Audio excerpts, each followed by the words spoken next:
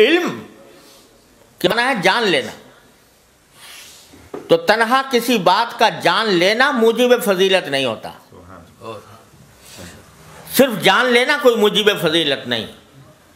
جاننے والا تو شیطان بھی تھا، ابلیس بھی تھا، اور فرمایا کہ اتنا جاننے والا تھا، اتنا علم اس کے پاس تھا کہ امام راضی کو بھی جاتے جاتے شکست دے گیا. واقعہ سنا ہوگا. جاتے جاتے امام راضی کو جیسے انسان کو بھی شکست دے گیا.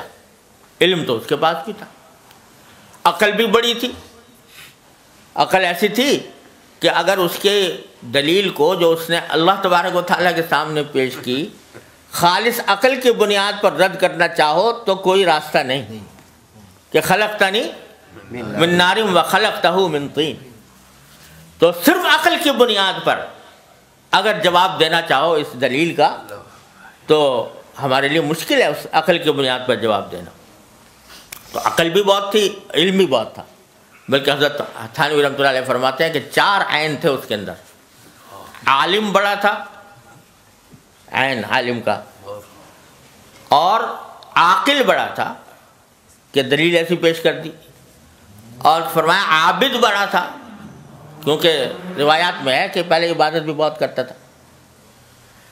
تو عالم بھی تھا، عاقل بھی تھا، عابد بھی تھا. فرمایا چوتھے عین کی کمی تھی کہ عاشق نہیں تھا. اگر عشق ہوتا تو پھر یہ نہ کہتا کہ خلقتنی من نار و خلقتہ من طین. تو میرا خالق ہے، تو مجھے جو حکم دے رہا ہے، میرا کام تو یہ ہے کہ اس کے آگے سر جھکا دوں. تو عالم تھا، عابد تھا، عاقل تھا، مگر عاشق نہیں تھا. اس کے نتیجے میں اتنا گمراہ ہوا اور اتنا خار ہوا. تو علم تنہا جان لینا یہ کافی نہیں، فضیلت کا معیار نہیں. اور اگر یہ ہوتا تو ابلیس بھی بڑا ہوتا. علم کے لحاظ سے آپ دیکھ لو، یونیورسٹیاں یہاں پر بھی ہیں،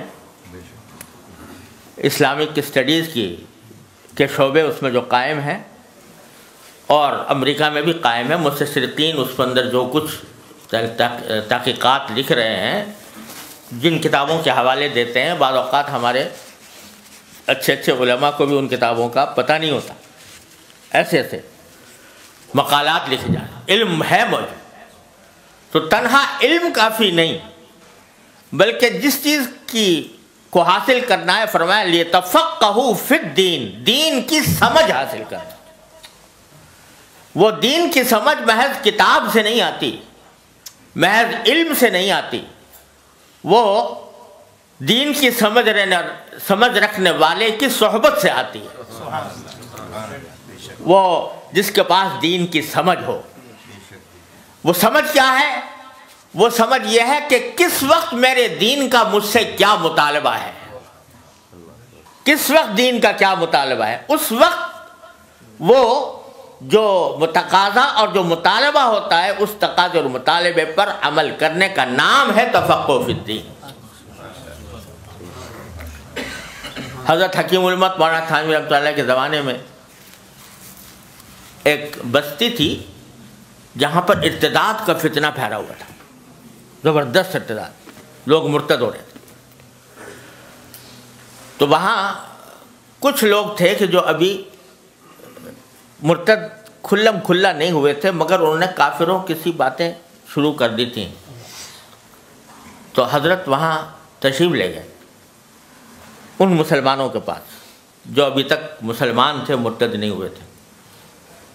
ان سے کہا بھائی تو ہم نے سنا ہے تم لوگ، وہ شدھی کی تحریک چل رہی تھی، تم شدھی کی تحریک کے اس میں اسلام چھوڑ رہے ہو؟ تو نا جی نا، ہم تو مسلمان ہیں. انہوں نے جواب میں کہا نا، ہم تو مسلمان ہیں، ہم تو تعزیہ اٹھاویں،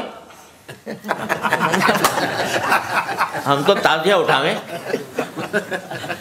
تو ہم تو مسلمان ہیں. تو حضرت نے کہا اچھا تم تعزیہ اٹھانے کا، کیا اٹھایا کرو تعزیہ. ہاں، یہ تعزیہ اٹھانا مت چھوڑو. سبحان اللہ.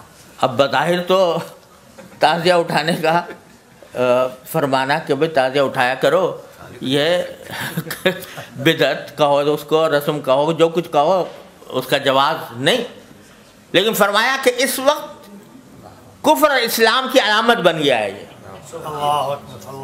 تو اگر ان کو اس وقت تعزیے سے روکا جائے گا تو یہ سیدھے مرتدات کی گود میں جائیں گے، اور اس وقت اگر ان کو کم از کم اس پر روک دیا گیا تو آگے پھر ان کی اصلاح کا راستہ نکلے گا۔